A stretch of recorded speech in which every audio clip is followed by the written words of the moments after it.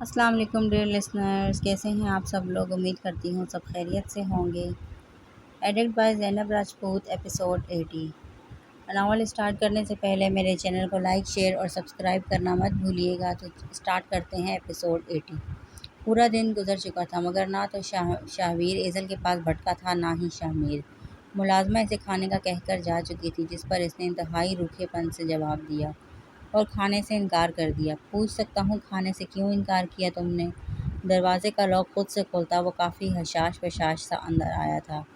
ایک نگاہ اپنی روٹھی بیگم پر ڈالے شاہمیر نے کھانے کی ٹرے میز پر رکھی اور پھر شاہویر کو خاموش رہنے کا اشارہ کیا۔ شاہویر نے فوراً سے سر اسباب میں ہلایا۔ مجھے نہیں کھانا، تم چلے جاؤ، وہ غصے سے بھپری دھاڑتے ہوئے بولی۔ جب ایک دم سے گردن موڑنے پر اس کی نگاہ شاہویر پر پڑی تو وہ ایک دم سے چپ ہوتے رہ گئی۔ موم کیا ہوا؟ آپ ناراض ہو ڈیڈ سے؟ ڈیڈ نے مجھے بتایا انہوں نے آپ کو ہرٹ کیا ہے، دیٹس وائی آپ ان سے ناراض ہو۔ شاہویر تیزی سے ایزل کی جانب لپکا تھا، جسے وہ گود میں بھرتے سینے سے لگا گئی۔ انہیں ایسا کچھ بھی نہیں ہے میری جان۔ ایزل نے ایک تیز نگاہ خود کو گھرتے شاہمیر پر ڈالے شاہویر سے کہا، جو اسے ہی دیکھ رہا تھا۔ اگر آپ ناراض نہیں تو پھر آپ کھانا کیوں نہیں کھا رہی؟ اس نے نیلی آنکھوں میں حیرت سمٹے ایزل کو دیکھ پوچھا، جبکہ شاہمیر اپنے پارٹنر کے شارپ مائنڈ پر اش کر اٹھا۔ مجھے بھوک نہیں میری جان۔ ایزل نے جلدی سے اپنے آپ کو نارمل کیا، چہرے پر خوشگوار سے تاثرات سجائے وہ شاہویر کو گود میں بھرتی بیڈ پر جا بیٹھی۔ شاہمیر کو سرے سے اگنور کر رہی تھی، جس کا اندازہ شاہمیر بے کو کافی اچھے سے ہو چکا تھا۔ موم، آپ کی موم ناراض ہیں پارٹنر، اسی لیے تو کھانا بھی نہیں کھا رہی، مگر کوئی بات نہیں، دیکھو میں کھانا لایا ہوں، آج ہم تینوں ایک ساتھ ڈنر کریں گے۔ کھانے کی ٹرے کو میز پر سے اٹھاتے وہ بیڈ کی جانب بڑھتا شاہویر سے مخاطب ہوا تھا، جبکہ اس کی بات پر ایزل کے ماتھے پر بل نمایاں ہوئے۔ وہ بیزارگی سے انگلیاں چٹکانے لگی۔ یس ڈیڈ، آج ہم ایک ساتھ کھانا کھائیں گے۔ شاہمیر جوں ہی ایزل کے پاس بیٹھا، ایزل غیر محسوس انداز میں پیچھے کو سرکی، مگر وہ بھی ڈھیٹ بنا اس کے ساتھ لگتا آرام سے بیٹھا۔ جب شاہویر چہکتے ہوئے بولا اور ایک دم سے ایزل کی گود سے اٹھتا وہ شاہمیر کی گود میں پورے استحقاق سے براجمان ہوا تھا۔ ایزل ہکا بکا سی اپنے بیٹے کو دیکھتی رہ گئی، جو اسے سرے سے ہی اگنور کرتا اپنے باپ کی گود میں بڑے استحقاق اور لاڈ سے بیٹھا تھا۔ ڈیڈ کی جان، آپ کی اصل جگہ یہی ہے، اپنے ڈیڈ کے پاس۔ آج میں اپنے ہاتھوں سے کھانا کھلاؤں گا اپنی جان کو۔ اس نے بریانی کی پلیٹ ہاتھ میں پکڑتے شاہویر کے گال پر بوسہ دیتے کہا تھا۔ ڈیڈ، موم اس سے بھی زیادہ ٹیسٹی بناتی ہیں۔ بریانی کی بائٹ لینے کے بعد شاہویر نے ایزل کی جانب دیکھتے کہا تو شاہمیر کو حیرت ہوئی۔ اچھا، مجھے تو کبھی ایک گلاس پانی نہیں دیا آپ کی موم نے۔ اس حساب سے آپ بڑے لکی ہو۔ وہ اپنے اصلی انداز میں مسکراتا ہوا ٹونٹ کرنے سے باز نہیں آیا تھا۔ زہر نہ دے دوں؟ دانت پر دانت جمائے وہ خاصے غصے سے پہلو بدلتے بولی، مگر اس کی کہی بات شاہمیر بیک سمجھ چکا تھا، جبھی لب دبائے اپنی مسکراہٹ روکی۔ دیکھ لو شاہویر، آپ کی موم ناراض ہیں، اسی لیے تو میرے ہاتھ سے کھانا نہیں کھا رہے اسی لیے تو میرے ہاتھ سے کھا نہیں رہی۔ شاہمیر نے چہرے پر مظلومیت طاری کرتے شاہویر سے کہا، جس پر شاہویر نے ایزل کو دیکھا، جو کھا جانے والی نگاہوں سے شاہمیر کو گھورتی بے بسی سے اس کے ہاتھ سے نوالا لے گئی۔ موم، اب ہم یہیں رہیں گے نا ڈیڈ کے پاس؟ شاہویر کی بات پر پانی کا گلاس اٹھاتے شاہمیر کا ہاتھ ایک پل کو تھما۔ دل جانے کیوں عجیب سے انداز میں دھڑکا تھا۔ اس نے نگاہیں اٹھائے اس قاتل حسینہ کو دیکھا، جس کا چہرہ تاریخ پڑا تھا۔ شاید وہ اس سوال کی توقع نہیں کر رہی تھی۔ شاہویر، کتنی بار کہا ہے آپ سے کہ کھاتے ہوئے بولتے نہیں، جلدی سے کھانا فنش کرو، پھر آپ نے سونا بھی ہے۔ ایزل بنا جواب دیے اسے ہدایت دینے لگی۔ اس کی بات پر شاہمیر نے گہری سانس فضا کے سپرد کرتے سر کو جھٹکا اور پھر سے شاہویر کو کھانا کھلانے لگا۔ مجھے کچھ کام ہے شاہویر، آج آپ موم کے پاس سو جاؤ، میں تھوڑی دیر بعد آؤں گا۔ ملازمہ کے ہاتھ برتن واپس بھجواتے وہ فریش ہوتا کپڑے چینج کرتے روم میں آیا، جہاں شاہویر اس کے انتظار میں بیٹھا تھا۔ مگر ڈیڈ، آپ نے کہا تھا کہ آپ آج میرے اور موم کے ساتھ سوئیں گے۔ اس کے معصوم چہرہ لمحوں میں اترا تھا۔ اپنے بیٹے کے چہرے پر مایوسی دیکھ ایزل کا دل چاہا کہ ابھی کے ابھی شاہمیر بیگ کو جان سے مار دیتی۔ ان کی عادت ہے شاہویر ایسے جانے کی۔ آپ سیڈ مت ہوں، میں ہوں نا آپ کے پاس۔ شاہویر کے بال سہلاتے وہ طنز کرتے لہجے میں بولی۔ تو شامیر نے ایک بے بس نگاہ اس پر ڈالی۔ تم سے تو میں آ کر بات کرتا ہوں جانم، ویٹ اینڈ واچ۔ نیلی پر اسرار نگاہوں سے اس کے وجود کو گھورتا وہ معنی خیزی سے بڑبڑاتا شاہویر کے گال پر بوسہ دیتے روم سے باہر نکلا۔ شاہویر کو اپنی باہوں میں سمٹے وہ دبے قدموں سے روم سے نکلی۔ رات کے 11 بج رہے تھے اور ابھی تک شاہویر واپس نہیں لوٹا تھا۔ ایزل کے پاس اس سے بہتر اور کوئی موقع نہیں ہو سکتا تھا۔ جبھی وہ دبے قدموں سے خود پر ایک بڑی سی چادر لپٹے پیلس کے اقوی گیٹ کی جانب بڑھی تھی۔ اس کا سانس خوف سے تیز تیز چل رہا تھا، چہرہ پسینے سے تر تھا، مگر وہ کسی بھی حال میں اس گھر سے اور شامیر بیگ سے بہت دور بھاگ جانا چاہتی تھی۔ ابھی وہ گیٹ سے کافی دور تھی جب اپنے پیچھے سے اسے کسی کے بھاری قدموں کی آہٹ سنائی دی۔ ایزل نے رفتار مزید بڑھا دی۔ ایزل رک جاؤ، حمزہ کی آواز اور اپنے وجود پر پڑتی تیز روشنی کے سبب نہ چاہتے ہوئے بھی اسے رکنا پڑا تھا۔ کہاں جا رہی ہو؟ وہ چلتا اس کے سامنے آن رکا، چہرے پر سنجیدگی بھرے تاثرات سے جائے وہ بالکل سپاٹ لہجے میں گویا ہوا تھا۔ ایزل کے ساتھ روبرو یہ اس کی پہلی ملاقات تھی، مگر ایزل اتنا جانتی تھی کہ وہ ایک اچھا انسان ہے۔ میں آپ کو جواب دینے کی پابند نہیں، بھائی پیچھے ہٹیں۔ اس نے لہجے کو حتی مکان طور پر رکھا بنائے دو ٹوک سے انداز میں کہا تھا۔ حمزہ نے ایک نگاہ اس معصوم پر ڈالی اور پھر بنا کچھ کہے اس کی گود میں موجود شاہویر کو اپنی باہوں میں بھرا۔ شاہویر، مجھے واپس کریں میرا بچہ، بھائی شاہویر۔ اس کی بات کا کوئی بھی جواب دینے کے بجائے حمزہ شاہویر کو اٹھائے پیلس کے اندرونی جانب بڑھا تھا، جس پر ایزل نے تیزی سے مذمت کرنا چاہی، مگر وہ لمبے لمبے ڈگ بڑھتا سیدھا پیلس کے اندر داخل ہوا۔ بھائی میرا بیٹا دے مجھے نہیں رہنا اس گھر میں۔ ایزل تقریباً بھاگتی ہوئی اس کے پیچھے جا رہی تھی، جو بنا اس کی کسی بات پر کان دھرے تیزی سے شامیر کے روم میں گیا۔ اب بے حد نرمی سے شاہویر کو بیڈ پر ڈالے وہ اب اس پر کمفرٹر دینے لگا، جسے آگے بڑھتے ایزل نے غصے سے دبوچ لیا۔ حمزہ نے حیرت سے اس بھپری شیرنی کو دیکھا اور پھر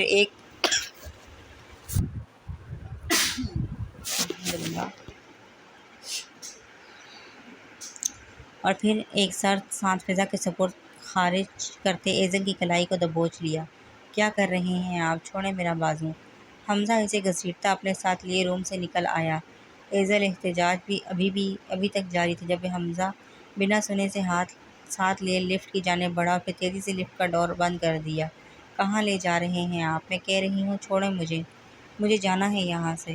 ایزل دروازے کو کھولنے کی کوشش کرتی چلائی تھی۔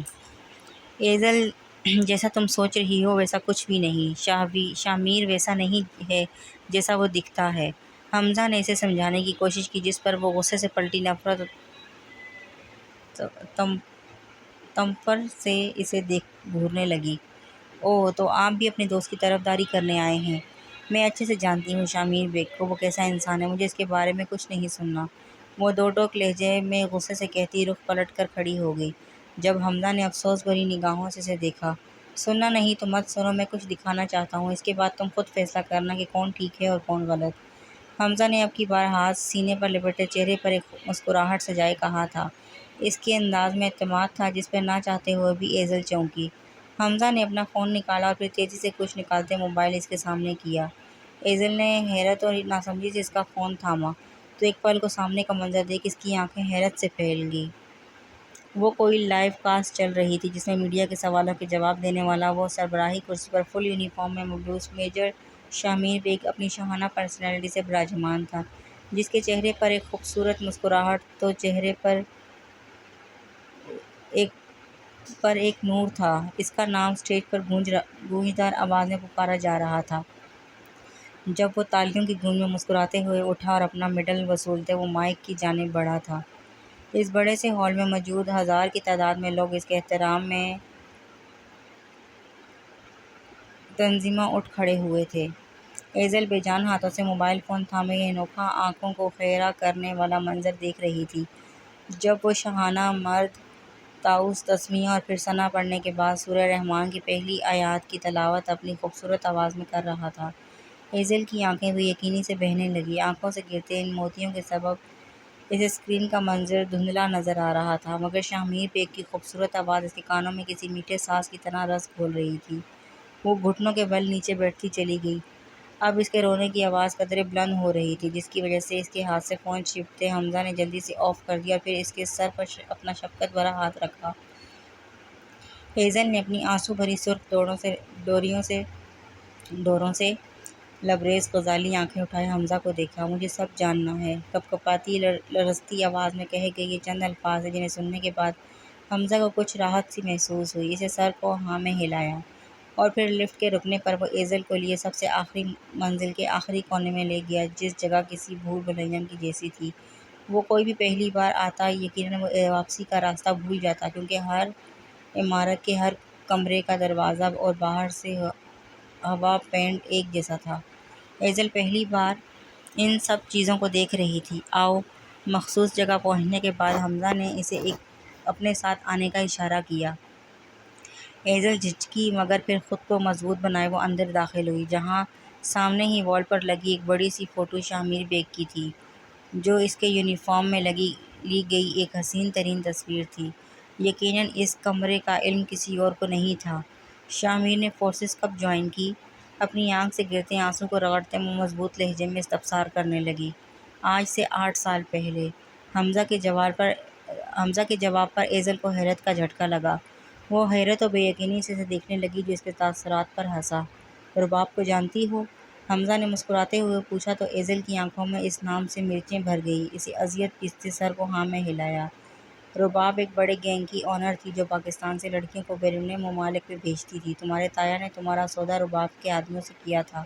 کیا مطلب؟ یہ سب رباب نے کروایا؟ مگر شامر کا اس سب سے کیا تعلق؟ ایزل نے حیرت سے سوال کیا۔ دراصل شامر اور میں اسی کیس کو سالو کرنے کے لیے باہر گئے تھے، پڑھائی کا بہانہ کر کے۔ وہاں شامر نے جان بوجھ کر رباب سے دوستی بڑھائی تاکہ اس پر نظر رکھ پانا آسان ہو سکے۔ پھر انہی دنوں میں ہمیں معلوم ہوا کہ وہ کسی پاکستانی لڑکی کو بیچنے والی ہے۔ نہ صرف بیچنے والی ہے بلکہ اس کی ڈیل ایک بہت بڑی پارٹی میں لاکھوں لوگوں کے درمیان ہوگی۔ یقیناً وہ لڑکی اگر رباب کے ہاتھ لگ جاتی تو اس کی زندگی جہنم بنانے میں وہ کوئی کسر نہ چھوڑتی۔ وہ لڑکی کوئی اور نہیں تم تھی ایزل۔ حمزہ نے اس کی پرانی تصویر جو کہ پرویز کی وجہ سے رباب تک پہنچی تھی ایزل کے ہاتھ میں دیتے اسے یہ راز بتایا تو ایزل کا چہرہ فک سا پڑ گیا۔ وہ حیرت اور بے یقینی سے اپنی تصویر کو دیکھ رہی تھی جو کئی سال پرانی تھی۔ یہ تصویر شامر کو رباب کے گھر کی تلاشی کے دوران ملی تھی۔ وہ اسے بڑے کارگر طریقے سے چرا لایا تھا۔ اس کے بعد ہماری بات ڈن ہوئی تھی۔ فورسز کی انٹیلیجنس ایجنسی جن کے انڈر میں شامر اور ہمارے 5 آدمیوں کی ٹیم کام کر رہی تھی، انہوں نے شامر کو چنا کیونکہ اس کا کردار بالکل ایک ایسے لڑکے کا تھا جس پر کسی کو بھی آسانی سے یقین ہو جاتا کہ یہ لڑکا لڑکی اٹھا سکتا ہے۔ شامر کا یہ کریکٹر جھوٹ تھا مگر کسی حد تک وہ اس شعبے سے جڑنے سے پہلے ان کاموں میں ماہر رہا تھا۔ لڑکیوں سے اس کی دوستی اتنی ہی عام تھی جتنی کہ کسی بھی امیر کبیر لڑکے کی ہوتی، مگر جس وقت میرے کہنے پر اس نے آرمی جوائن کی وہ بدل گیا تھا۔ اس کے بدلنے میں سب سے بڑا ہاتھ ہمارے آرمی مینجمنٹ ہے۔ ایک آدمی سے 100 گنا زیادہ ایک فوجی کی زندگی ٹف ہوتی ہے۔ نماز فجر سے 1 گھنٹہ پہلے جاگنے سے لے کر نماز عشاء اور قرآن پاک سے ایک خاص روابط ایک فوجی کو اپنے ملک کے ساتھ ساتھ اپنے مذہب سے بھی قریب کرتی ہے۔ ہماری آرمی مینجمنٹ شامر کافی شارپ تھا۔ جس سبق کو یاد کرنے کے لیے سب سارے لڑکے رات کو جاگتے تھے وہ 1 گھنٹے میں یاد کر کے سو جایا کرتا تھا۔ اور پھر اسی طرح ایک روز کمرے میں اچانک سے کیپٹن آئے۔ ہم سب کو پڑھتا ہوا شامر کو سوتا دیکھ انہوں نے رعب سے اسے جھٹتے اٹھایا، جس پر وہ کافی منہ بناتا اٹھا۔ کیپٹن سر نے اسے ڈانٹا کہ وہ سو رہا ہے، اسے پڑھنا چاہیے، جس پر اس نے کہا کہ اسے سب تیار ہے۔ وہ بنا ڈرے ان کی آنکھوں میں دیکھتا بولا تھا۔ اسی وجہ سے کیپٹن نے اس سے نہ صرف وہ سبق بلکہ اس سے پچھلا بہت سا سبق اس سے بنا سنے جسے وہ بنا رکے طوطے کی طرح سناتا گیا۔ کیپٹن حیران ہوئے تھے اور پھر اگلے ہی دن اسے ہماری فوج کے امام صاحب کے پاس چھوڑ گیا۔ جس وقت ہم سب لڑکے اپنا کورس کا سبق پڑھا کرتے تھے وہ قرآن پاک کا سبق لیتا تھا۔ پہل تو اسے خاصی چڑ ہوئی تھی کیونکہ گھر والوں کی نظر میں ہم دونوں بیرون ملک جا چکے تھے پڑھنے کے لیے، مگر شامر نے میرے کہنے پر آرمی میں بنا کسی کو بتائے اپلائی کیا اور ہماری خوش قسمتی تھی کہ ہم دونوں سلیکٹ ہوئے۔ شامر کے گھر کا ماحول بہت لبرل رہا ہے۔ آرمی میں آنے سے پہلے وہ نماز قرآن سے دور تھا۔ آہستہ آہستہ اس نے قرآن کو سمجھنا شروع کر دیا اور پھر اپنی ٹریننگ میں ہی اس نے قرآن پاک کو حفظ بھی کیا اور باقاعدہ نماز کے ساتھ تہجد بھی پڑھتا رہا۔ اگر شامیر سچ میں آرمی میں گیا تھا تو وہاں سے آنے کے بعد اس نے اپنے گھر والوں کو سچ کیوں نہیں بتایا؟ ایزل نے حیرت و تجسس سے حمزہ کو دیکھا، جو ایک ایک کرتے اس کی ساری الجھنیں دور کر رہا تھا، کیونکہ آرمی سے واپس آنے سے پہلے ہی ہمیں ہمارا مشن مل چکا تھا، جس کے تحت شامیر کو اپنا کردار مزید خراب کرنا تھا، جس کے لیے اسے 1 سال کا عرصہ لگا۔ جگہ جگہ اپنی شہرت کو بناتے آخر کار وہ میڈیا کی وجہ سے کافی مشہور ہوا تھا اور پھر اسے رضا بیگ کی ایک بگڑی ہوئی اولاد کے نام سے جانا جانے لگا، جو کہ ہم چاہتے تھے۔ مجھ سے شادی، وہ کڈنیپنگ، وہ مسلسل اس خوبرو مرد کی تصویر کو گھور رہی تھی۔ کل تک جو شخص اسے اپنے روبرو کہیں بھی نظر نہیں آتا تھا، آج اپنا آپ اس کے سامنے چھوٹا دکھنے لگا تھا۔ شادی اور کڈنیپنگ کا کوئی سین نہیں تھا، شامیر کا کام صرف تمہیں بچا کر ایک محفوظ مقام تک لے جانا تھا۔ مگر جانے کیوں اس نے تم سے شادی کر لی؟ میں نے منع کیا تھا، مگر اس نے کہا کہ وہ ایڈکٹ ہو چکا ہے، اب کوئی حل نہیں۔ تو پھر 5 سال پہلے وہ رباب کے ساتھ وہ سب کیا تھا؟ اپنے آنسو صاف کرتے ایزل نے بند ہوتے دل سے گھبراہٹ سے پوچھا۔ شامیر بیگ کا حسین چہرہ اس کی آنکھوں کے پردے پر بار بار لہرا تھا۔ وہ لب بھیج رہی تھی۔ اپنے آپ پر ضبط کرنے کی ایک چھوٹی سی کوشش تھی جو وہ بخوبی کر رہی تھی، تمہیں خود سے دور بھیجنے کے لیے، تاکہ وہ رباب کو اچھے سے ہینڈل کر سکے۔ صرف رباب ہی نہیں بلکہ اس کے بہت سے آدمی تم پر نظر جمائے بیٹھے تھے۔ اگر شامیر تمہارے آگے پیچھے رہتا تو یقیناً وہ لوگ بآسانی تم تک پہنچ جاتے، اس لیے مجبوراً ہمیں یہ قدم اٹھانا پڑا۔ حمزہ نے ایک گہری سانس بھرتے روتی ہوئی ایزل کو دیکھا، جو شرمندگی کے زیر اثر سر جھکائے بے آواز رو رہی تھی۔ وہ 2 قدم اٹھائے آگے بڑھا اور اپنا ہاتھ اس کے سر پر رکھا۔ مجھ سے یہ گناہ ضرور ہوا ہے ایزل کہ میں نے اس سے شاویر کی بابت چھپائے رکھا، کیونکہ ان 5 سالوں میں وہ تم سے غافل نہیں تھا۔ اس نے مجھ پر اعتماد کیا تھا اور میں نے اس سے شاویر کی پیدائش کی بابت سچ چھپایا، کیونکہ اگر وہ شاویر کی آمد کا جان لیتا تو اسے روک پانا بے حد مشکل تھا اور پھر اس سے پہلے دشمن تم تک پہنچ جاتے۔ اس لیے میں نے اسے شاویر کی پیدائش کا نہیں بتایا۔ تم پلیز اس سے بدگمان مت ہو، معاف کر دو اسے اگر اس کی کسی بھی حرکت سے تمہارا دل دکھا ہو تو۔ حمزہ بڑے رسان سے اسے سمجھا رہا تھا، جس کا سر چکرانے لگا۔ کہاں سوچا تھا اس نے کہ شامیر بیگ، جسے وہ ایک عیاش اور زانی شخص سمجھتی آ رہی تھی، اس کا اصل اتنا پاک اور صاف ہوگا کہ اب اسے خود سے شرمندگی ہونے لگی تھی۔ میں نے آپ کے ساتھ بہت برے طریقے سے بات کی، سوری بھائی، ہو سکے تو چھوٹی بہن سمجھ کر معاف کر دیجیے گا۔ سر جھکائے معذرت خواہ لہجے میں کہتی وہ بے انتہا شرمندگی سے گویا ہوئی تھی۔ بہنیں بھائیوں سے معافی نہیں مانگتی۔ چلو اب میں نکلتا ہوں، تمہارے میاں نے تو مجھے بول رکھا تھا کہ جب تک وہ واپس نہ آ جائے میں یہیں رہوں، کیونکہ اسے ڈر تھا کہ تم پھر سے بھاگنے کی کوشش نہ کرو۔ اب چونکہ تم کوشش بھی کر چکی ہو تو چلو اب تو تم بھی آرام کرو، میں بھی نکلتا ہوں، کچھ ضروری کام ہے۔ مسکراتے ہوئے ایزل سے مخاطب ہوا اور ساتھ ہی اس روم سے باہر نکل گیا۔ وہ تھکا ہارا رات کے قریب 1 بجے گھر پہنچا تھا۔ حمزہ کا میسج اسے مل چکا تھا کہ اسے کسی ضروری کام سے نکلنا پڑا تھا، جبھی وہ پارٹی میں ایکسکیوز کرتا وقت سے پہلے ہی لوٹ آیا تھا۔ رضا بیگ اور تہمینہ بیگم سے ملنے کا ارادہ ترک کرتے وہ کف لنکس کھولتا مصروف سے انداز میں اپنے مخصوص روم کا ڈور ان لاک کیے اندر آیا۔ اس کی سوچ کے مطابق کمرے میں گھپ اندھیرا تھا۔ اس نے سر کو تعصب سے جھٹکا اور پھر مڑتے اچھے سے ڈور کو اندر سے لاک کیا، جب ایک دم سے وہ آندھی طوفان کی طرح پھپھی اس پر جھپٹی۔ شامیر اس وقت اسی سفید سوٹ میں مبعوث تھا جو اس نے گھر سے نکلتے وقت پہنا تھا۔ اب اس کا کالر اس کی ایک عدد بیوی بڑی دیدہ دلیری سے تھامے اپنے سرخ متمدن نین کٹوروں سے گھور رہی تھی۔ شامیر کو حالات کی سنگینی کا احساس ہوا تو اس نے تیزی سے لائٹس آن کی۔ اب کمرے میں ڈم لائٹس اس کے کہنے پر خود سے ہی آن ہو چکی تھی۔ ہے جانم، رو کیوں رہی ہو؟ کسی نے کچھ کہا کیا؟ اس کی حسین غزالی پانی سے لبالب آنکھوں کو دیکھتا وہ دونوں ہاتھوں کے پیالوں میں ایزل کا چہرہ بھرے بے حد متفکر سے لہجے میں پوچھنے لگا۔ اس کا کالر ابھی تک ایزل کے ہاتھ میں تھا۔ ایزل نے دانت پیستے اسے غصے سے پیچھے دھکا دیا۔ جب وہ حیرت سے ماتھے پر بل ڈالے اس ظالم حسینہ کو دیکھنے لگا، تم 1 نمبر کے گھٹیا انسان ہو شامیر بیگ۔ وہ پھر سے دندناتے ہوئے آگے بڑھی، اپنے نازک ہاتھ اس کے سینے پر مارتی بھرائی ہوئی آواز میں بولی، میں جانتا ہوں یہ بات جانم، کچھ نیا بولو۔ وہ بڑی دل جمی سے اس کے آنسو پوچھتے نیلی شریر نگاہوں سے اس نازک سی جان کو دیکھ معنی خیزی سے بولا۔ جب ایزل کا چہرہ ایک دم سے تپا، تم جھوٹ بولتے رہے مجھ سے، اپنا آپ چھپایا اتنے سالوں سے، اگر تم بتا دیتے تو کیا ہو جاتا شامیر؟ وہ بے بسی سے بھیگی پرشکوہ آواز میں بولی تو شامیر کا دماغ ایک دم سے الجھا، اور پھر کڑی سے کڑی جوڑتے وہ بہت جلد اس کی بات کی مطلب سے واقف ہو چکا تھا۔ اگر بتا دیتا تو کیا ہو جاتا؟ ایزل کے شفاف لال ہوتے رخسار کو انگلیوں کی پوروں سے سہلاتے شامیر نے اپنے دہکتے ہونٹ اس کے گال پر رکھے تو وہ اس کی شرٹ کو مٹھیوں میں دبوچتی آنکھیں پٹ سے موند گئی۔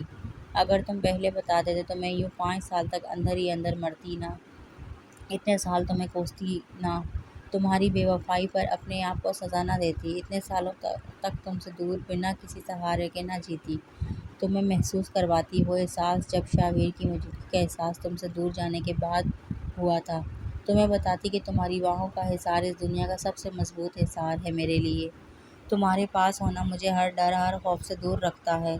اس کی آواز بھرائی تو آواز حلق میں اٹکی تھی۔ شامیر نے اسے تیزی سے قریب کرتے اپنے سینے میں بھیج لیا۔ اور کب مس کیا مجھے، میں سننا چاہتا ہوں۔ ایزل کے بالوں کی بھینی بھینی مہک جو ہمیشہ کی طرح اسے مدہوش کر رہی تھی، ایک گہری سانس اس کی خوشبو میں لیتے شامیر نے اس کے کان میں گہری سرگوشی کی تھی تو ایزل نے لب دانتوں تلے دبائے اور اپنی ہچکی کی آواز کا گلا گھونٹا۔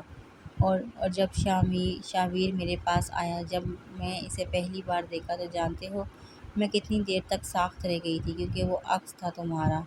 اسے دیکھتے ہی مجھے تم یاد آئے تھے اور مجھے لگا جیسے میں غلط تھی، میں چاہے اسے تم سے دور لے کر گئی تھی مگر وہ ہر طرح سے تمہارے پاس تھا، اس کی آنکھیں، ناک، کان، ہونٹ اور وہ بدتمیز گھڑے۔ وہ روتے روتے ہنسی تو شامیر کے چہرے پر بھی غم سے ابھرتی ایک پرکشش مسکراہٹ رقصاں ہوئی تھی۔ اسے جب پہلی بار چلنا شروع کیا، جب وہ پہلی بار بولا، اس نے لفظ ڈیڈ کہا تھا، اور اس دن میں نے بہت بددعائیں دی تھی تمہیں، بہت روئی تھی، مگر تم سے دور جانے کے بعد بھی کوئی ایک لمحہ ایسا نہیں رہا جب تمہاری یاد سے غافل رہی ہوں۔ تم سے نفرت ہے یہی کہتی رہی مگر کبھی کر نہیں پائی، تم دل و دماغ میری روح میں رہے ہر وقت، تمہارا احساس تھا جو ان 5 سالوں میں 5 منٹ کے لیے بھی مجھ سے الگ نہیں ہو پایا۔ ایزل نے ہاتھ اس کی گردن میں حمائل کرتے اپنا چہرہ اس خوبرو مرد کی گردن میں چھپایا۔ سالوں کا دکھ تھا، احساس، تڑپ، شدت، محرومی، ناراضگی، کیا کچھ نہیں تھا جو وہ بیان کر رہی تھی۔ جانب اب کچھ زیادہ ہو رہا ہے، تم جانتی ہو کہ میں بھی لڑکیوں کی طرح رونے لگوں۔ ایزل کا موڈ بحال کرنے کو شامیر نے شریر سے لہجے میں معنی خیز سرگوشی کی تو ایزل اس کی بات پر یک دم کھلکھلائی۔ اس کی پرزور ہنسی کے میٹھے سر کی طرح شامیر بے کے کانوں میں رس گھولتی رہی۔ شامیر نے جھکتے اپنی متاع جان کو باہوں میں بھرا۔ میرا پارٹنر کہاں گیا؟ خالی بیڈ کو دیکھ اس نے حیرت و تشویش سے ایزل کی جانب دیکھتے پوچھا تھا۔ وہ آج اپنے دادا دادی کے پاس سوئے گا، ایزل نے کہتے ایک دم سے شرم سے لال ہوتا اپنا حسین چہرہ شامیر کے سینے میں چھپایا۔ جب اس کی بات سمجھتے شامیر کا زوردار قہقہ کمرے میں گونجا، ماحول کو خوشگواری بخش گیا۔ واہ جناب، کیا کہنے آپ کے! وہ شریر سے لہجے میں گویا ہوا اور جھکتے ایزل کے نازک وجود کو بیڈ پر ڈالا۔ جانتی ہو ایزل، میں نے خدا سے جو مانگا میرے رب نے مجھے وہ ہر چیز عطا کی، مگر جب تمہیں پہلی بار دیکھا تھا تمہاری شادی کے جوڑے میں، مجھے لگا کہ میں اگر آج ہٹ گیا تو شاید پھر کبھی تمہیں پا نہ سکوں۔ تم محبت نہیں تھی، تم ایڈکشن تھی میری۔ 6 ماہ سے تم پر نظر رکھتے رکھتے کب تمہارا ایڈکٹ ہوا میں خود بھی نہیں جانتا تھا۔ ہاں، بس ایک ہی جنون تھا تمہیں پانے کا۔ شامیر بیگ نے اپنے دہکتے لب اس پری ویش کی شفاف پیشانی پر رکھتے اسے آگاہ کیا جو حیرت سے اس حسین شخص کو دیکھ رہی تھی۔ تم نے مجھ پر نظر بھی رکھی تھی؟ ایزل کو لگا شاید اسے سننے میں غلط فہمی ہوئی ہے، مگر مقابل اپنے بے حد قریب موجود اپنے شوہر کے چہرے پر بکھرتی کمینگی بھری مسکراہٹ کو دیکھ اس کا شک یقین میں بدلا۔ آف کورس جانم، تب سے جب سے تمہاری تصویر اس رباب ڈارلنگ کے پاس دیکھی تھی۔ شامیر! اس کے ڈارلنگ کہنے پر وہ غصے سے چیخی۔ اوپس سوری جانم، کیا کروں، عادت لگ گئی ہے، وہ جان بوجھ کر اسے چھیڑنے کے انداز میں بولا جب ایزل نے ایک بار پھر سے اسے گریباں سے دبوچتے اپنی طرف کھینچا۔ اور کیا کرتے رہے ہو اس کے ساتھ؟ ایزل کا چہرہ جلن کے مارے سرخ ہوا جا رہا تھا۔ اس چڑیل کا ذکر کرتے اس کا بس نہیں تھا کہ وہ ابھی رباب کو کچا کھا جاتی۔ زیادہ کچھ نہیں، بس یہ والی کس کی تھی 1-2 بار۔ شاہمیر نے ایزل کے ہونٹوں کو چھوتے صاف گوئی سے جواب دیا جب وہ غصے سے لال بھوکا چہرے سے اسے گھورتی شاہمیر کو خوفزدہ کر گئی۔ اوکے 4-5 نہیں، میرا مطلب کوئی 10 سے 15 بار کی ہی تھی۔ ایزل کے چہرے کی بھیانک تاثرات دیکھ وہ شریف بچوں کی طرح سچ بول گیا جب ایزل ایک دم سے غصے کی زیادتی سے پھٹ پڑی۔ شاہمیر، وہ غصے سے بھیپری شیرنی بنی دھاڑی تھی جب اس کے ہونٹوں پر جھکتے شاہمیر نے اس کی آواز کے ساتھ ساتھ اس کے غصے کو بھی خود میں انڈیلنا شروع کیا۔ اپنی محبت چاہت کے سنگ وہ اس نازک لڑکی کا گزشتہ 5 سالوں کے ہر غم، ہر دکھ تکلیف سے دور اپنی پناہوں میں قید کرتا بہت دور چلا گیا، جہاں ڈھیروں خوشیاں ان کی منتظر تھی۔ وہیں دور بیٹھی قدرت گہرا مسکرائی تھی۔ بیٹا، وہ آپ کے فرینڈ ہیں، آپ کھیلا کرو اس سے، اپنے 5 سالہ بیٹے کے سر پر ہاتھ رکھتے اس نے شفقت بھرے لہجے میں کہا تھا، جو روٹھ کر لان میں ایک جانب بیٹھا تھا۔ وہ میری فرینڈ نہیں ہے پاپا، مجھے ممی نے بتایا ہے، وہ ایک گندی لڑکی ہے۔ آئی ڈونٹ لائک ہر۔ سائم کی سوچ پر اس کے پاس بیٹھا اس کا باپ ایک پل کو چونکا، اسے افسوس بھری نگاہ خود کو گھورتی اپنی بیوی پر ڈالی۔ بیٹا ایسا نہیں کہتے، ورثے تو اللہ کا تحفہ ہے اور اللہ کے تحفے کی قدر کرتے ہیں، اس آدمی نے ایک بار پھر سے اپنے بچے کو پیار سے سمجھایا۔ جب اس کی بیوی تیزی سے چلتی ان کی طرف آئی، تمہیں وہ سو کالڈ ایب نارمل بچی پسند ہے تو اپنی حد تک رکھو اسے، میرے بیٹے کا ذہن خراب مت کرو۔ آئندہ سے یہ لڑکی مجھے گھر میں نظر نہیں آنی چاہیے، ورنہ میں سیم کے ساتھ دوبارہ سے ڈیڈی کے پاس چلی جاؤں گی۔ اور ہاں، یہ کھلونے بھی اب نہیں چاہیے میرے بیٹے کو جنہیں اس لڑکی نے چھوا ہے۔ سائم کے ہاتھ سے ٹیڈی بیئر چھینتے سے دور اچھالا تھا۔ کھڑکی کی اوٹ میں کھڑی وہ سنہری آنکھوں میں معصوم سی لڑکی نم نگاہوں سے اس منظر کو دیکھ رہی تھی۔ اس نے ایک نگاہ زمین پر پڑے اس ٹیڈی بیئر کو دیکھا جسے وہ غلطی سے چھو چکی تھی، اور پھر وہ تیزی سے بھاگتی اپنے کمرے میں بند ہوئی۔ سفینہ ولی کو بخار تھا، تم نے بتایا نہیں مجھے؟ وہ ابھی آفس سے لوٹا تھا، اس کا 4 سالہ بیٹا بخار میں پھنک رہا تھا جبکہ سفینہ اس سے لا علم بنی اپنے کمرے میں ہاتھ آنکھوں پر رکھے لیٹی تھی۔ سفینہ، میں تم سے ہوں، یہ سال نے قریب جاتے سے بازو سے ہلائی جب وہ ایک دم سے پھٹ پڑی۔ ہاں تو ہو گیا ہوگا بخار، کیا کروں میں، ڈاکٹر ہوں یا پھر آیا بنوں اس کے لیے؟ اس کے لہجے میں نفرت و کراہت تھی اپنے ہی معصوم بچے کے لیے جسے محسوس کرتا یہ سال کرب سے آنکھیں میچ گیا۔ خدا را بس کرو سفینہ، وہ ہمارا بچہ ہے میری جان، پلیز مت دو خود کو اذیت، وہ بہت معصوم ہے، اسے ضرورت ہے تمہاری۔ اس کا سرخ چہرہ اپنے ہاتھوں میں بھرتے یہ سال نے 100 بار کہے جملے دہرائے جبکہ وہ یک ٹک اسے گھورتی رہی۔ تمہیں اس کی چاہ تھی، تمہاری مرضی سے وہ آیا اس دنیا میں، اور جب سے آیا یہ سب کچھ کھا گیا، میرا سکون، میری خوشیاں سب چھین لی اس نے، وہ میرا کچھ نہیں لگتا۔ یہ سال کے ہاتھ جھٹکتی وہ بے حسی سے گویا ہوئی تو یہ سال کا وجود بے جان سا ہو گیا۔ وہ ہر کوشش کر چکا تھا، ہر طرح سے اسے منا چکا تھا، سمجھا چکا تھا، مگر وہ ماں ہوتے ہوئے بھی ایک ہی بات پر اٹکی تھی۔ یہ سال مردہ قدموں سے اس ظالم عورت کے پاس سے اٹھا اپنے بیمار بچے کی طرف بھاگا۔ ہر سو پہلے تاریخ اندھیرے میں گھلتی صبح کی تازہ روشنی میں درختوں کی اوٹ میں بیٹھے خوبصورت پرندے اپنے رب کی حمد و ثنا میں مگن دنیا فانیہ سے بیگانہ تھے۔ وہیں ایس ایم پیلس کے سب سے شاہانہ کمرے میں موجود وہ 2 نفوس جائے نماز بچھائے آج زندگی میں پہلی بار ایک ساتھ نماز ادا کر رہے تھے۔ اپنے مزاجی خدا کی امامت میں نماز پڑھنے کے بعد وہ دزانوں ہاتھ دعا کی صورت پھیلائے بیٹھی تھی۔ کیا مانگتی، کس دعا کا ذکر کرتی، سب کچھ تو بن مانگے ہی اس کے رب نے اسے دے دیا تھا، اور اب جسے اس کا شکر ادا کرتے وقت اس کی شکر گزار بندی میں کے ہاتھ اس کی زبان لڑکھڑانے لگی تھی۔ آنکھوں سے گرتے آنسو اس کے رب کی بے نیازی کو اشکار کر رہے تھے۔ بے شک وہ خدا انسان سے 70 ماؤں سے زیادہ محبت کرتا ہے، وہ کبھی بھی اپنے بندے کو اس کی استطاعت سے زیادہ نہیں آزماتا، اور آج یہ بات ایزل جاوید اختر پر بخوبی واضح ہو چکی تھی۔ دعا مانگنے کے بعد شاہمیر بیگ نے مڑتے اپنی متاع حیات کو دیکھا جس کی بھیگی آنکھیں دیکھ اس نے سر سانس فضا کے سپرد کی اور جائے نماز سمیٹتے وہ اس کے پاس گھٹنوں کے بل بیٹھا۔ شاہمیر، آپ سورہ رحمان کی تلاوت سنائیں گے مجھے؟ دعا مانگنے کے بعد اس نے جیسے ہی آنکھیں کھولی تو گھولی نگاہیں اپنے سامنے بیٹھے اس حسین شخص پر پڑی جو اس کا ہمسفر، اس کا کل جہان بن چکا تھا۔ ایزل کے لبوں سے بے ساختہ ہی یہ کلمات ادا ہوئے تھے۔ گزشتہ شب اس کی سنی قرات اس کے کانوں میں گونجنے لگی تھی۔ جبھی وہ چمکتی آنکھوں میں روشن دیے لیے ایک آواز سے بولی۔ شامیر بے کی نیلی آنکھوں میں خوبصورت سا سایہ لہرایا۔ اس نے عقیدت سے اپنی حیات کے سر پر لب رکھے اس کا ہاتھ تھاما اور پھر اسے ساتھ لیے وہ بستر کی جانب بڑھا۔ وہ جو نہایت مہربان ہے، اسی نے قرآن کی تعلیم فرمائی، اسی نے انسان کو پیدا کیا، اسی نے اس کو بولنا سکھایا۔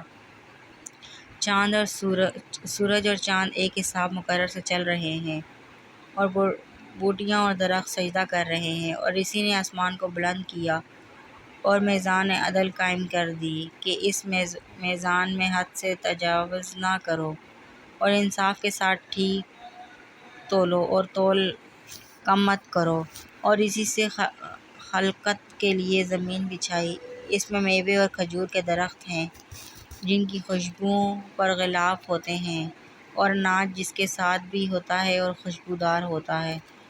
تو اے گر وہ جن وانس تم اپنے پروردگار کی کون کون سی نعمت کو جھٹلاؤ گے۔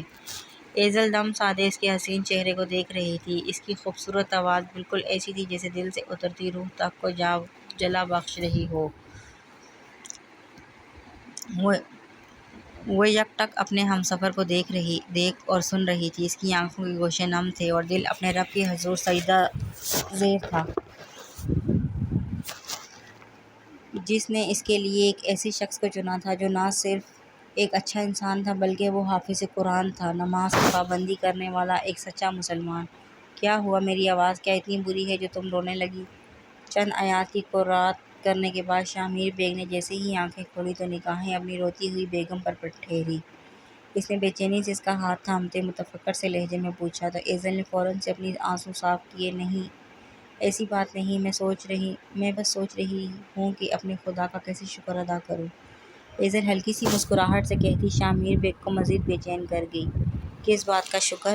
اس نے حیرت سے پوچھا۔ جانتے ہیں، میں نے ہمیشہ ہر نماز کے بعد اپنے رب سے ایک بہتر ہمسفر کی دعا مانگی تھی، اور یہ سال مجھے اپنے لیے بہتر شخص لگتا تھا۔ وہ ایک لمحے کو رکی۔ مقابل بیٹھے اس حسین مرد کی آنکھوں میں جلن کے تاثرات بالکل واضح تھے، ایسے جیسے کسی دوسرے کا ذکر اسے ناگوار گزرا ہو۔ مگر میرے رب نے مجھ سے بہتر چھین کر تمہاری صورت میں مجھے بہترین سے نوازا ہے، تو پھر شکر تو بنتا ہے۔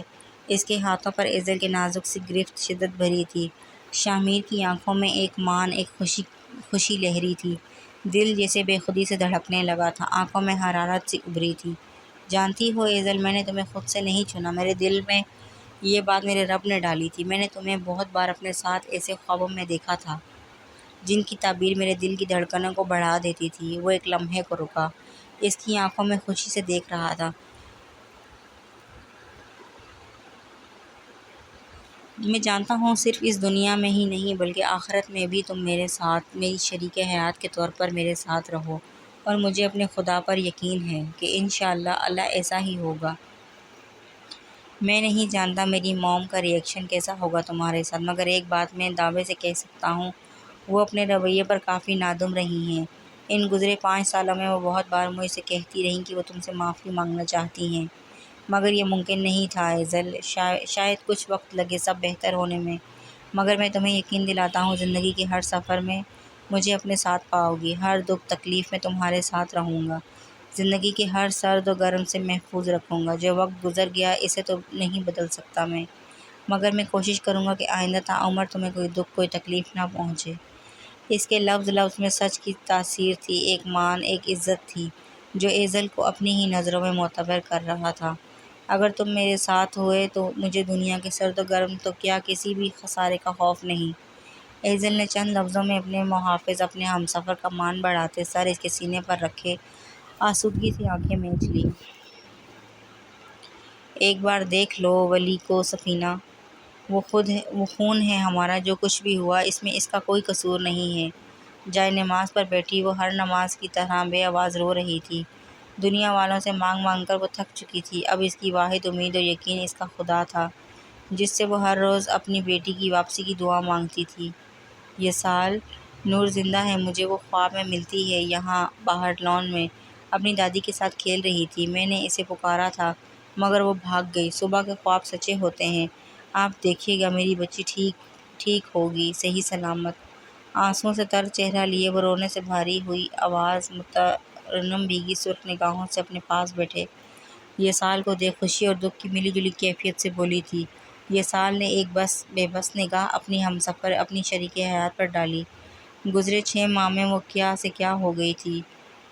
میری زندگی مت دو خود کو تکلیف، اپنے انہی ہاتھوں سے دفنا کے آیا ہوں میں اپنی بچی کو۔ یہ سال کی آنکھ سے نہ چاہتے ہوئے بھی ایک آنسو گرا تھا جو اس کے دل میں موجود کرب اس کی تکلیف کو عیاں کر رہا تھا۔ سفینہ کو ایسا لگا جیسے کسی نے اس کے کلیجے میں تیر چھرا گھونپ دیا ہو۔ آنکھیں پھیلائے کپکپاتے لبوں سے کچھ کہنے کی صحیح کرتی وہ سر کو مسلسل نفی میں ہلا رہی تھی۔ یہ سال یہ سب کچھ میری وجہ سے ہوا ہے۔ میں نے کہا تھا آپ سے، نورے کافی ہیں ہمارے لیے۔ اگر ولی نہ آتا میری زندگی میں تو میں اتنی لاپرواہ نہ ہو جاتی۔ میں اسے توجہ پیار اور وقت نہیں دے پائی، کبھی شکایت نہیں کی میری بچی نے۔ اور اگر میں ولی کے ساتھ مارکیٹ نہ جاتی تو آج میری بچی میرے پاس ہوتی نا۔ اپنے اجڑے خالی ہاتھ پھیلائے وہ کسی پاگل کی طرح روتے ہوئے بول رہی تھی۔ اس کی چلاہٹ میں ایک درد ایک کرب پنہاں تھا۔ وہ ماں تھی، کیسے بھول جاتی اتنی جلدی اپنی چھوٹی سی بچی جس کے آنے سے اس کی زندگی مکمل ہوئی تھی۔ یہ دیکھیں کتنی بدنصیب ماں ہوں میں۔ اللہ ناراض ہے نا مجھ سے، اسی لیے چھین لیا مجھ سے نورے کو۔ آپ بولیں اللہ کو، وہ میری نہیں سن رہے۔ بس ایک بار مجھے واپس کر دیں میری بیٹی، میں وعدہ کرتی ہوں آپ سے، اب اسے اکیلا چھوڑ کر نہیں جاؤں گی۔ وہ ولی کو بھی پیار کروں گی، آپ پلیز مجھے لا دیں۔ یہ سال کے سامنے ہاتھ جوڑتے کہتی وہ اس وقت کوئی تڑپتی ممتا کی ماری بے بس عورت لگ رہی تھی جسے نہ اپنا ہوش رہا تھا نہ اپنی اولاد کا۔ یہ سال نے اپنے آپ پر ضبط کرتے سینے میں بھیجے چپ کروانے کی ایک ناکام سی کوشش کی تھی۔ نورے کو ان کے گھر سے کڈنیپ کیا گیا تھا اور یہ کام پرویز خٹک کی دشمنی کی وجہ سے ہوا تھا۔ ولی کے کہنے پر سفینہ نورے کو اکیلا چھوڑ ولی کے ساتھ مارکیٹ گئی تھی کیونکہ ولی نورے کو اپنے ساتھ برداشت نہیں کرتا تھا۔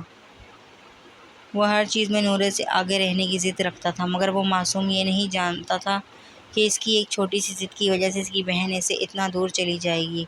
دروازے کی اوٹ میں چھپا ہوا 4 سالہ ولی یہ سال اختر سہمی نگاہوں سے اپنی روتی ہوئی ماں کو دیکھ رہا تھا۔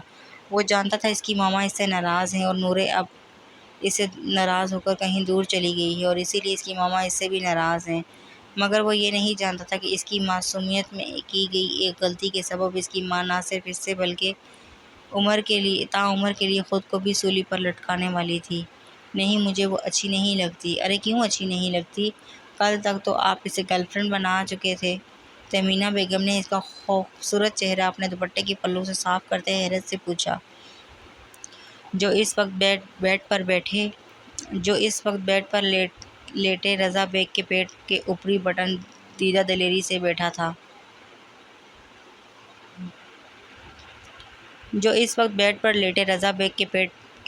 بڑی دیدہ دلیری سے بیٹھا تھا۔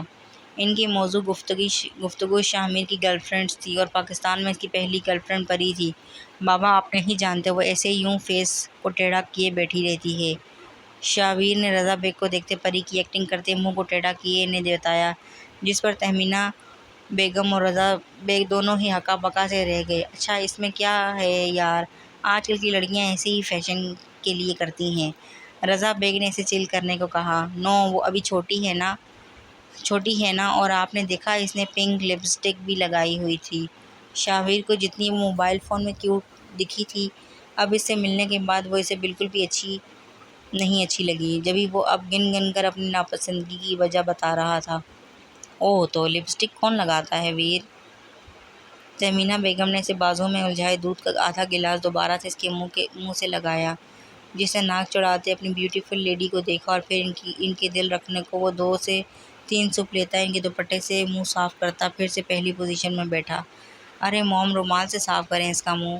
شاہ بیگ جو سیدھا ان کے پاس آیا تھا، اب شاویر کی حرکت پر ناگواری سے کہا، کیونکہ یہ سہولت اسے کبھی نہیں ملی تھی۔ I said her that، مگر وہ نہیں مانی۔ شاویر نے اپنی نیلی نگاہوں میں چمک لیے گردن موڑے اپنے قریب بیٹھے اپنے ڈیڈ کو دیکھ کر کہا، اچھا چھوڑو، کیا بات ہو رہی تھی؟ رضا کی نگاہیں خود پر ٹکی پاتے شاہ میر نے شرافت سے بات بدلی، کوئی بعید نہیں تھا کہ وہ اپنے لاڈلے کی وجہ سے اس سے بھی صبح صبح ہی بحث چھیڑ لیتے۔ ڈیڈ کیا آپ کو پیچاپ ہو گیا موم سے؟ پیچپ ہو گیا موم سے؟ شاویر نے جواب دینے کے بجائے شامیر سے سوال کیا، جس پر اس کی حسین چہرے پر دلکش مسکراہٹ بکھری۔ یس مائی لٹل پرنس، ہو گیا پیچپ۔ شامیر نے جھکتے اس کے گالوں پر بوسہ دیتے خوشگوار سے لہجے میں کہا تو تہمینہ بیگم اور رضا نے سکون کا سانس لیا۔ میں جانتا تھا آپ کا پیچپ ہو جائے گا، بیکاز موم نے لپسٹک بھی لگائی تھی اور سوٹ بھی چینج کیا تھا، کیونکہ آپ ان سے خفا ہو گئے تھے تو وہ آپ کو راضی کرنے کے لیے تیار ہوئی تھی۔ شاویر، ایزل جو میٹ کے ساتھ بریک فاسٹ کے لیے روم میں ابھی داخل ہوئی تھی، شاویر کی بات پر اس کا چہرہ شرم سے لال انگارا ہوا تھا۔ اس نے فوراً سے اپنے شیطان کو ٹوکا، ورنہ کوئی بعید نہیں تھا کہ وہ اور کیا کیا کہتا۔ شامیر نے گردن موڑے اپنے لال پیلی ہوتی بیگم کو گہری دلچسپ نگاہوں سے دیکھا۔ ارے بیٹا آ جاؤ، میٹ کر لیں گی، تم یہاں آؤ۔ تہمینہ بیگم نے ایزل کی خفت دیکھ جلدی سے اسے پیار سے پاس بلایا، جو ہچکچاتے ہوئے ان کے پاس جاتے بیٹھی۔ موم آپ کو برا لگا، سو سوری، شاویر نے معصومیت سے ایزل کو دیکھ کہا تھا، جو شاید اس سے خفا ہو چکی تھی۔ میں تو بس بابا کو بتا رہا تھا کہ آپ موم ہیں نا، آپ لپسٹک لگا سکتی ہیں۔ آپ نے مجھے بتایا تھا نا کہ آپ اسی لیے لپسٹک نہیں لگاتی کیونکہ ڈیڈ پاس نہیں تھے، اور ڈیڈ آئیں گے تو آپ لگایا کریں گی۔ ایزل کو وہ وقت یاد آیا جب وہ کچھ وقت پہلے شاویر کی اسکول میٹنگ میں جا رہی تھی۔ تب شاویر نے اسے بتایا تھا کہ اس کے اسکول میں سبھی مومز ریڈی ہو کر اور لپسٹک لگا کر آتی ہیں تو آپ بھی لگائیں۔ وہ کافی ضدی تھا، جبکہ ایزل یہ سب افورڈ نہیں کر سکتی تھی۔ اگر وہ ایک بار لگاتی تو وہ روز اسے تنگ کرتا، اسی لیے اس نے جان چھڑانے کو یہی کہا تھا کہ سب کی مومز اپنے ہسبینڈ کے لیے لگاتی ہیں، اور جب تمہارے ڈیڈ آئیں گے تب ہی لگاؤں گی۔ ایزل کے ذہن کے پردے پر وہ منظر لہرایا تو اس نے پہلی بار اپنے بیٹے کے ذہین ہونے پر غصہ اور افسوس ہوا۔ دیکھے بابا، پری تو بچی ہے، اس کی شادی بھی نہیں ہوئی، تو اس نے نہیں لگانی چاہیے لپسٹک۔ شاویر بنا جانے کہ اس کی لاجک کی وجہ سے اس کی موم کس قدر شرمندہ ہوئی تھی، اب رضا بیگ کو اپنی پری کے لیے ناپسندگی بتا رہا تھا۔ آپ کو تنگ تو نہیں کیا شاویر نے؟ شامیر اب شاویر کو رضا بیگ کے پیٹ پر سے اٹھائے اپنی گود میں بھرے لاڈ کر رہا تھا۔ ایزل کی خفت مٹانے کو وہ بات بدل گیا۔ نہیں یار، کہاں تنگ کیا اس نے، بلکہ یوں کہو کہ سالوں کے بعد اچھی نیند آئی ہے۔ رضا بیگ فوراً سے سیدھے ہوتے بیٹھتے مسکراتے ہوئے بولے تھے۔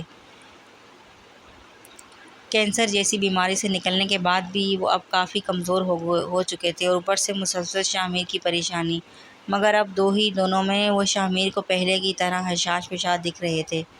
شاویر اور ایزل کی واپسی نے ان کے گھر اور اپنوں کی زندگی میں رونق بھر دی تھی۔ اپنے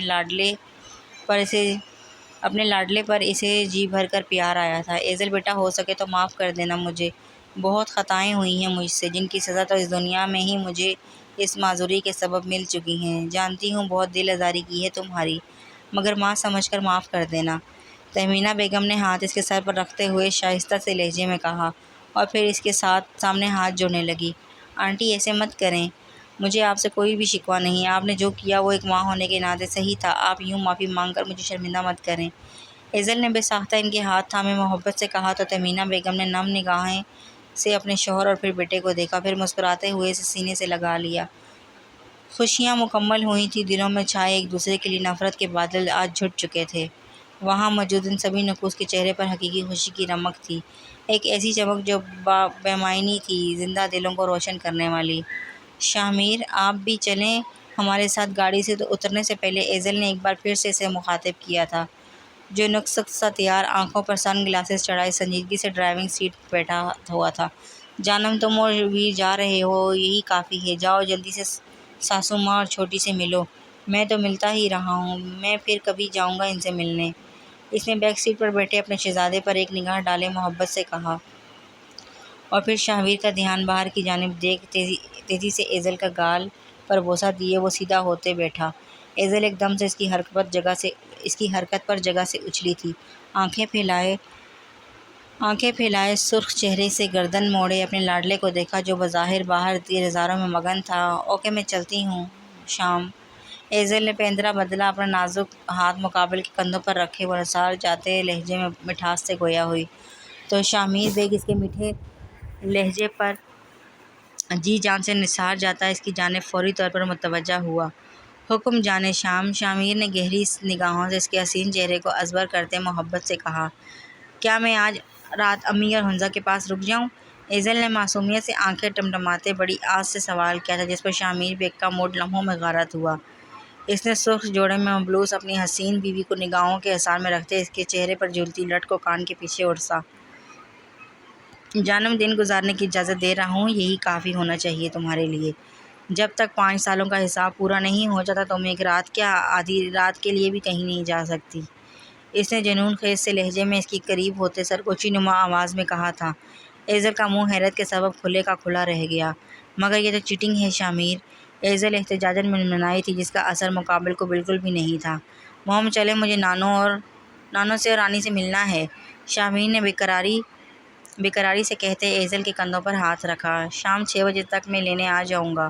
شرافت سے باہر آ جانا، ورنہ پہلے تو چوری اٹھا کر لے گیا تھا، اب کی بار سب کے سامنے اٹھا کر لے جاؤں گا۔ ایزل کے بازو کو تھامنے شامیر نے جھٹکے سے اپنی طرف کھینچتے وارننگ دیتے لہجے میں کہا، تو ایزل سر تا پیر سلگتی تلملا کر رہ گئی۔ وہ جانتی تھی شامیر بیگ کے لیے ایسا کرنا کوئی بڑی بات نہیں تھی۔ جبھی پیر پٹکتی وہ غصے و ناراضگی سے جتاتے گاڑی سے نکلتے شامیر کو باہوں میں بھرے گیٹ کو عبور کر گئی۔ شامیر بیگ نے دور تک اسے گہری نگاہوں سے دیکھا اور پھر سر کو تعصب سے نفی میں جھٹکتے اس نے گاڑی سٹارٹ کی۔ حنزہ جاؤ دیکھو بیٹا کون ہے دروازے پر۔ گھنٹی کی آواز پر نرگس بیگم نے چشمہ آنکھوں پر لگائے سامنے ایک جانب صوفے پر بیٹھی حنزہ کو مخاطب کیا، جو بکس کھولے پڑھنے میں مگن تھی۔ جی امی جاتی ہوں۔ اس نے کتاب فولڈ کرتے رکھی اور سر پر دوپٹہ اوڑھے وہ باہر نکلی۔ جی آپی؟ حنزہ دروازے کے باہر کھڑی اپنی بہن کو دیکھ شوق کی سی کیفیت میں بڑبڑائی تھی۔ سیاہ آنکھوں میں ایک دم سے آنسو تیرنے لگے جب ایزل آگے بڑھی اور ایک دم سے اسے سینے میں بھیج لیا۔ آپی آپ سچ میں ہو نا؟ اپنے گلے سے لگی ایزل کے گرد اپنے مضبوط حصار باندھتے تقریباً روندھی ہوئی سی آواز میں بولی تھی۔ اتنے سال گزر چکے تھے مگر ایزل نے مڑ کر دیکھا تک نہیں تھا۔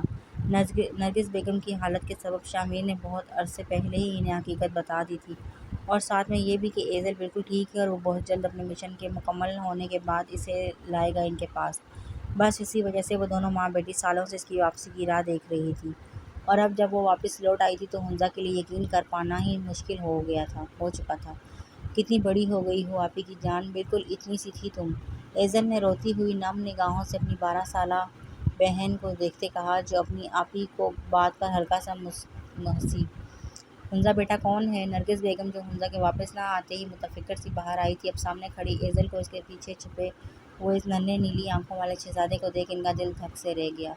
بھوری نگاہوں میں آنسو جھلمل کرنے لگے جب ایزل ان کی آواز پر دھڑکتے دل سے نم نگاہوں سے انہیں دیکھتی ان کی جانب بڑھی، تو نرگس بیگم نے ناراضگی جتاتے رخ پھیر لیا۔ اتنے سالوں سے وہ اس سے ہر رشتہ ہر تعلق توڑ کر اتنی دور جا بسی تھی، بس اب بھلا وہ ناراض بھی نہ ہوتی؟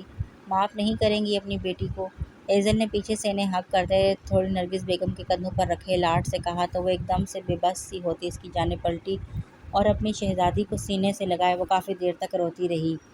یہ بچہ؟ ان کی نگاہ خود کو دیکھتے شامیر پر پڑی تو وہ دھڑکتے دل سے استفسار کرنے لگی۔ ان کا دل جو کہہ رہا تھا وہ دماغ نفی کر رہا تھا۔ امی یہ شاویر میرا بیٹا۔ آنکھیں صاف کرتے وہ مسکراتے ہوئے بولی اور شاویر کی جانب جاتے ایزل نے اس کا ہاتھ تھامے اسے نرگس بیگم کے قریب لایا، جو حیرت اور بے یقینی سے اس شہزادے کو دیکھ رہی تھی۔ نانو؟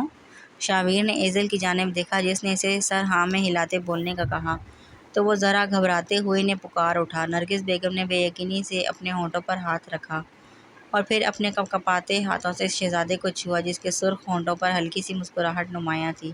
میرا بچہ؟ نرگس بیگم نے اسے باہوں میں بھرتے سینے میں بھیج لیا، جو دم سادے اس کے سینے سے لگا خاموش تھا۔ امی کیسے ہوا یہ سب؟ تائی امی تو ٹھیک ٹھاک تھی، پھر ایک دم اچانک سے کیا ہو گیا؟ وہ کافی دیر سے نرگس بیگم کی گود میں سر رکھے لیٹی تھی۔ باتوں ہی باتوں میں یسال اور ذکیہ بیگم کے تذکرے پر انہوں نے یسال کی بڑی بیٹی نورے اور ذکیہ بیگم کی وفات کا بتایا، جسے سن ایزل کافی افسردہ ہوئی تھی۔ بس بیٹا، تمہارے تایا کے کچھ دشمن تھے جنہوں نے اس معصوم بچی کو اغوا کر کے موت کے گھاٹ اتار دیا۔ ذکیہ اکیلی گھر پر تھی، بہت کوشش کے باوجود بھی وہ نورے کو ان غنوں سے نہیں بچا پائی، اور بس ہارٹ اٹیک کی وجہ سے وہ اس کے ایک دن بعد ہی چل بسی۔ امی بالکل اچھا نہیں ہوا یہ سب۔ سفینہ اور یسال کیسے رہ رہے ہوں گے؟ وہ خود ماں تھی، ایک ماں کی تڑپ تو وہ بخوبی جانتی تھی۔ وہ شاویر کے بنا 2 منٹ نہیں گزار سکتی تھی، اور یہاں تو سفینہ کی بچی سے تعمر کے لیے چھوڑ کر جا چکی تھی۔ بیٹا، مکافات عمل بہت بری چیز ہے۔ پرویز کے کیے گئے گناہوں کی سزا اس معصوم بچی کو ملی، جس کا افسوس تعمر رہے گا مجھے۔ سفینہ 6 ماہ سے سنبھل نہیں رہی، اور اس کا بیٹا بھی ہے ولی۔ یہ سال بہت کوشش کرتا ہے اسے زندگی کی طرف لانے کی، مگر وہ تو جیسے جینا ہی بھول گئی ہے۔ نرگس بیگم نے ایزل کو حالات کی سنگینی سے آگاہ کیا تو اس کا دل پل بھر میں بوجھل ہوا تھا۔ معصوم سی سفینہ اس کی آنکھوں کے پردے پر لہرائی، جسے وہ بچپن سے جانتی تھی، مگر تائی کی وجہ سے کبھی زیادہ بات چیت نہیں ہو پائی تھی۔ امی، مجھے جانا ہے سفینہ سے ملنے، آپ لے چلیں۔ جانے کس خیال کے تحت مگر ایزل نے بے قراری سے انہیں دیکھتے ہوئے کہا تو نرگس بیگم نے حامی بھر لی۔ نورے کا بتایا امی نے، مجھے بے حد دکھ ہے تمہاری بیٹی کا، اللہ تم دونوں کو صبر دے، آمین۔ کمرے کی خاموش ماحول میں کافی دیر بعد ایزل کی آواز گونجی۔ چائے کا کپ تھامے یسال نے ایک سرد سانس فضا کے سپرد کرتے لب بھیج لیے۔ شاید خدا کو یہی منظور تھا، اس نے بے بس سے لہجے میں کہا۔ سفینہ کی طبیعت صبح سے خراب تھی، ابھی تھوڑی دیر پہلے ہی یسال اسے ہاسپٹل سے واپس لایا تھا۔ نورے کے جانے کے بعد سے ہی اس کی ذہنی حالت ٹھیک نہیں رہی تھی، اور ارسال اختر مسلسل 6 ماہ سے اس مشکل دور سے گزر رہا تھا۔ یہ تمہارا بیٹا ہے ماشاءاللہ؟ اس نے حتمکان طور پر نگاہیں چراتے ہوئے شہزادے سے دکھتے بچے کو دیکھ پوچھا، جسے دیکھتے ہی اسے سب سے پہلا خیال شاہ بیگ کا آیا تھا۔ وہی شکل و صورت، وہی ضد و جنون اس کے چہرے پر جھلک رہی تھی، جو اس کے باپ کی شخصیت کا خاصہ تھی۔ ہاں، یہ میرا بیٹا ہے شاہویر۔ شاہویر کی نیلی نگاہیں دیوار پر لگی تصویر پر تھی، جہاں ایک خوبصورت سی بچی ہاتھ میں تھامے بلی کے چھوٹے سے بچے سے لاڈ کر رہی تھی۔ اس کے خوبصورت ہونٹوں پر زندگی سے بھرپور ایک خوبصورت سی مسکراہٹ رقص کر رہی تھی۔ سنہری بال اس کی کمر سے ذرا اوپر تک کھلے جھول رہے تھے۔ وہ شاید کسی باغ میں موجود تھی، جہاں آگے پیچھے سبزہ ہی سبزہ تھا۔ خوبصورت کالے رنگ کی فیری میں وہ بچی آسمان سے اتری کوئی حور دکھ رہی تھی۔ یہ ولی ہے؟ ایزل دیکھ چکی تھی اپنے بیٹے کی اٹکی نگاہیں نورے کی تصویر پر، اور اس کے سامنے بیٹھا اس بچی کا باپ اسے عجیب نگاہوں سے دیکھ رہا تھا۔ جب اس نے بات بدلتے ہوئے یسال کے قریب بیٹھتے اس دبلے پتلے لڑکے کو دیکھ پوچھا، جو ہراساں نگاہوں سے سارا منظر دیکھ رہا تھا۔ ہاں، یہ میرا بیٹا ہے۔ یسال ایزل کی آواز پر چونکتے ہوئے ہوش کی دنیا میں لوٹا۔ جب اس کا دھیان ہٹتے ہی ایزل نے فوری طور پر شاہویر کے چہرے کو تھامے اسی گردن سے گھمائے رخ موڑا تھا، جو 1 منٹ کے بعد پھر سے اسی تصویر کو یک ٹک گھورنے لگا تھا۔ مطلب صاف تھا، وہ ڈھیٹ باپ کا ڈھیٹ بیٹا اسے بہت ہی بے عزت کروانے والا تھا۔ نرگس بیگم تو ہاتھ ملتی اپنی ناتی کی حرکتیں دیکھ حیفت زدہ سی بیٹھی رہ گئی۔ اس میں کوئی شک نہیں تھا کہ وہ 4 سالہ معصوم بچہ تھا، مگر یہ بھی سچ تھا کہ اس کا آدھے گھنٹے سے مسلسل اس بے جان تصویر کو گھورنا کسی بھی باپ کو طیش یا غصہ دلا سکتا تھا۔ شاہویر بیٹا، ادھر آؤ نانوں کے پاس۔ نرگس بیگم نے صدقے واری جاتے لہجے میں اپنی باہیں پھیلائے اسے اپنی جانب بلایا، جس پر اس نے ایک ناگوار نگاہ ان پر ڈالی۔ مطلب صاف تھا کہ وہ اب اسے ڈسٹرب مت کریں۔ ویر، جاؤ نانوں کے پاس۔ ایزل نے حلق تر کرتے اسے مخاطب کیا، جبکہ یسال اب پوری طرح سے اس کی جانب متوجہ تھا۔ وہ آنکھیں چھوٹی کیے اب شاہویر بیگ کو جج کر رہا تھا، اسے جیسے وہ کوئی 4 سالہ بچہ نہیں، کوئی جوان لڑکا اس کے سامنے بیٹھا اس کی بیٹی کو گھورنے کی جرات کر رہا ہو۔ موم، مجھے یہ پک بہت اچھی لگ رہی ہے، کیا یہ میں لے سکتا ہوں؟ اس نے گردن اٹھائے ایزل کے چہرے کو دیکھ سوال پوچھا۔ نو، یہ میری پرنسس کی ہے، آپ نہیں لے سکتے۔ اس سے پہلے کہ ایزل جواب دیتی، یسال کی کھردری آواز میں کہے جواب پر ایزل نے اپنی ماں کو سہمی نگاہوں سے دیکھا، جبکہ شاہویر کی نیلی نگاہوں میں ایک عجیب سی چمک ابھری۔ وہ خوبصورتی سے مسکرایا تو اس کی گال پہ ابھرتے ڈمپل کو دیکھ یسال نے دانت پیستے اپنے غصے پر ضبط کیا۔ اوکے، آپ یہ رکھ لو، میں اپنی پرنسس مجھے دے دو۔ شاہویر بیگ نے بڑے دل سے اسے یہ تصویر رکھنے کے ساتھ ساتھ اپنا نادر مشورہ پیش کیا، جس پر ایزل کا سانس اٹکا۔ یسال نے سرخ نگاہوں سے اس 2 فٹ کے بچے کو گھورا جو اس کا ضبط ضرورت سے زیادہ آزما چکا تھا۔ یہ سچ تھا اس کی بیٹی اس دنیا میں نہیں رہی تھی، مگر ایک سچ یہ بھی تھا کہ نورے یسال اختر پر اس کے باپ کے سوا کوئی دوسرا حق نہیں رکھتا تھا۔ اچھا، ہم چلتے ہیں یسال، سفینہ کو سلام دینا میرا۔ اب ہم نکلتے ہیں۔ ایزل نے بے ساختہ اپنے چہرے پر ہاتھ پھیرتے شاہویر کے ہاتھ کو مضبوطی سے تھامے کہا تھا۔ اس وقت اسے اپنا واپس جانا ہی مناسب لگا تھا۔ شاہویر وہاں رکنے کی ضد کر رہا تھا، مگر ایزل بنا اس کی سننے سے گھسیٹتے ہوئے اپنے ساتھ باہر کی جانب بڑھی۔ ناراض کیوں ہو جانم؟ بچہ ہے، سوری کر تو رہا ہے۔ شاہویر کے اترے چہرے کو دیکھ شاہمیر نے اپنے غصے سے آگ بگولا ہوتی بیوی کو شانوں سے تھامے اسے پرسکون کرنا چاہا، جو کہ ناممکن سی بات تھی۔ کیوں غصہ نہ ہوں میں؟ آپ وہاں نہیں تھے شامیر، یہ بچہ آپ کو کوئی یہ بچہ لگتا ہے؟ حرکتیں دیکھیں اس کی، کیا کر دیا ہے یار جو اس قدر غصے میں ہو؟